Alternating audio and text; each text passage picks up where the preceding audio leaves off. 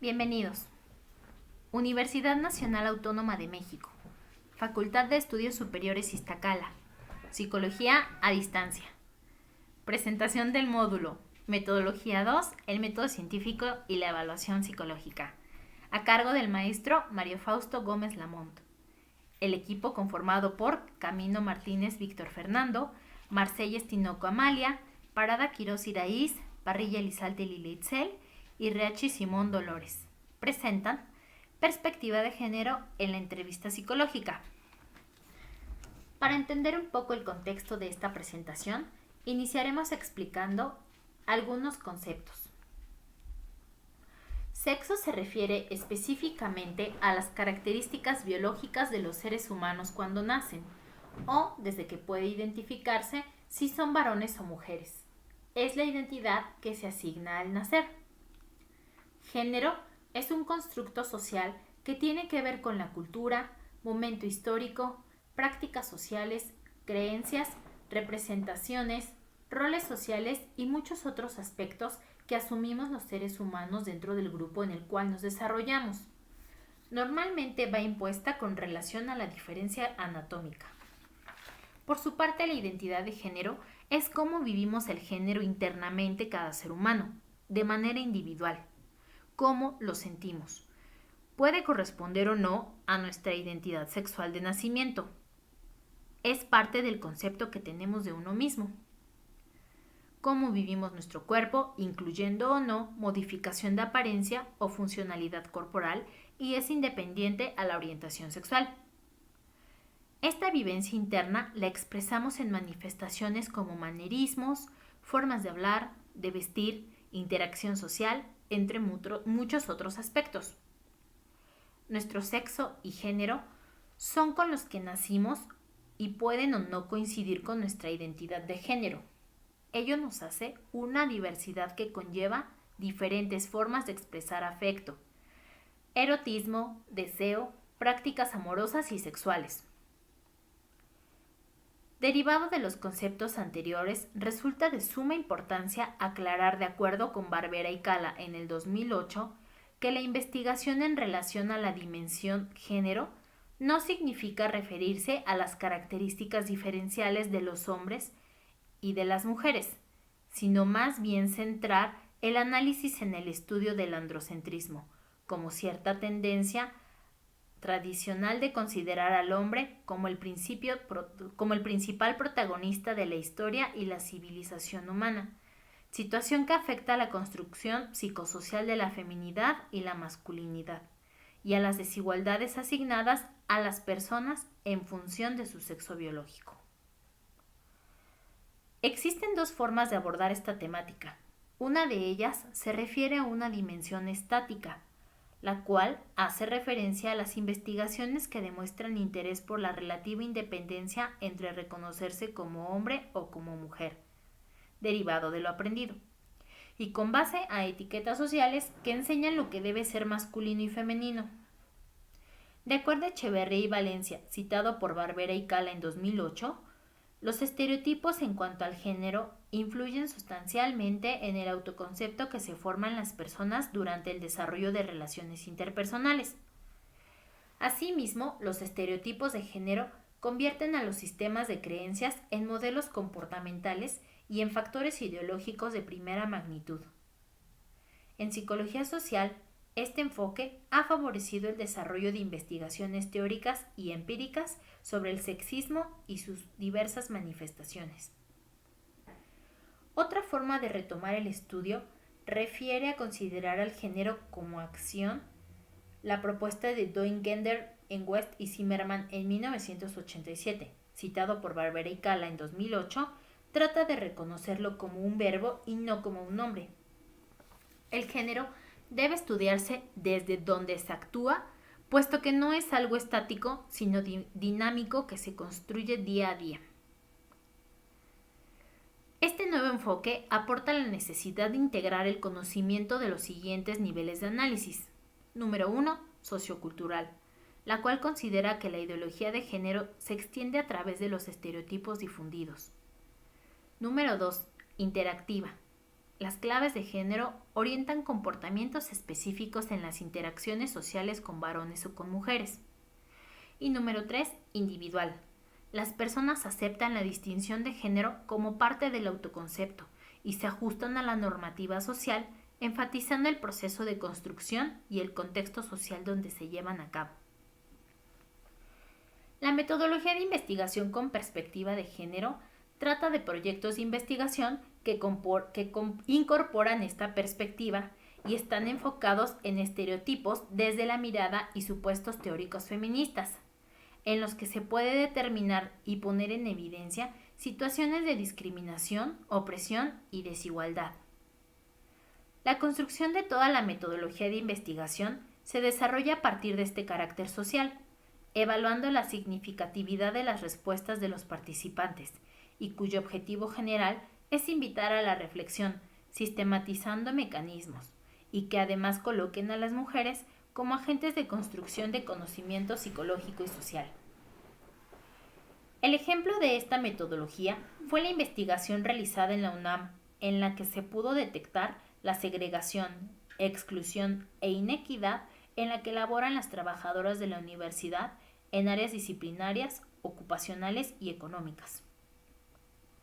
Su propuesta se desarrolló como parte del proyecto de institucionalización y transversalización de la perspectiva de género en la UNAM en el año del 2004, para realizar una descripción de las condiciones de segregación entre hombres y mujeres del personal académico. Su investigación se realizó a partir de la multimetodología cualitativa y cuantitativa, que permite conocer las condiciones y significados desde una visión más amplia y una profundidad de análisis que tome en cuenta la variabilidad. La metodología cualitativa, por sus características dinámicas, permite entender la realidad vinculada a lo que la gente piensa y vive desde su experiencia personal. Y el método cuantitativo, basado en esos significados, posibilita la interpretación estadística de dichos grupos de referencia. La metodología utilizada contribuyó al análisis y a relacionar los aspectos de identidad y género diferencial a partir de estas relaciones causales. Debido a esto, la construcción de la hipótesis fue desarrollada con el material recogido de las entrevistas, además de tener en cuenta el contexto y el discurso de los participantes. La técnica para obtener información fue la entrevista profunda, cuyas características de intercambio comunicativo pueden dilucidar las experiencias y nombrar aquello que posibilite que no sea o que no se conozca para este tipo de investigación.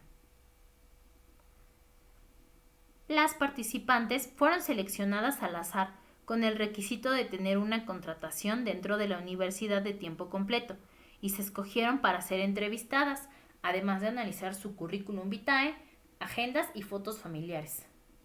La duración fue de 14 horas aproximadamente. Los resultados se obtuvieron a partir de las interpretaciones y de un proceso de construcción y reconstrucción.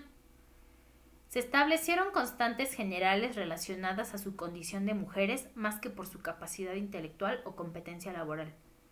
El contextualizar los diseños experimentales y la estadística en este tipo de investigaciones es necesario para tener una visión crítica y constructiva de las condiciones personales en los momentos específicos, lo que permite una mayor profundidad de análisis, muestras representativas y resultados más vastos. Enseguida abordaremos los tipos de entrevista, pero primero es importante definir qué es.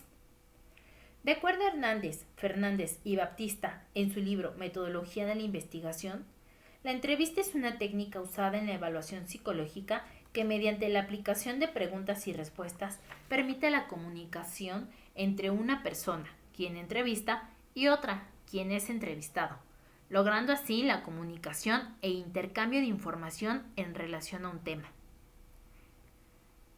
Existen diferentes tipos de entrevista, que cuentan con ciertas cualidades que a continuación veremos junto con algunos ejemplos. Estas son: la entrevista estructurada, que tiene como características que quien entrevista sigue una guía estructurada de preguntas específicas. Las respuestas regularmente se eligen entre una o dos o más alternativas y siguen una secuencia rígida. La entrevista semiestructurada, en la cual existe una guía de entrevista, sin embargo, quien entrevista puede realizar más preguntas para obtener más información y quien entrevista realiza las preguntas sin llevar una secuencia rígida. Y por último, tenemos la entrevista abierta, donde existe una guía general de contenido y quien entrevista tiene libertad y flexibilidad para realizar las preguntas. Es importante señalar que la entrevista puede aplicarse de manera individual o grupal y que se usan tanto en investigaciones cualitativas como en cuantitativas, de acuerdo a los objetivos y finalidades de su aplicación. Sin embargo, en la investigación cualitativa, las primeras entrevistas son abiertas y se estructuran conforme se avanza en el trabajo de campo. En el caso de las investigaciones con perspectiva de género, que es nuestro tema central de esta presentación, se prefiere la entrevista abierta porque es posible hablar de lo que no se conoce. Es una entrevista profunda. Por último, profundizaremos en la entrevista conductual. Esta surge como un corolario de la terapia de conducta y desde el primer momento se postula como una opción frente a la evaluación clásica o el psicodiagnóstico. Dentro del ámbito clínico, la entrevista es una importante fuente de información. De hecho, debido a las limitaciones de quien es psicólogo clínico dentro del consultorio, podemos afirmar que la entrevista representa un papel primordial en la evaluación. Es durante la entrevista que conocemos al paciente, sus datos generales, su problema principal y por qué es causado dicho problema. En ocasiones, es muy difícil trasladarnos a la situación real en donde ocurre la conducta problema para observarla y registrarla. Por ejemplo, la conducta sexual, interacciones familiares específicas, etc.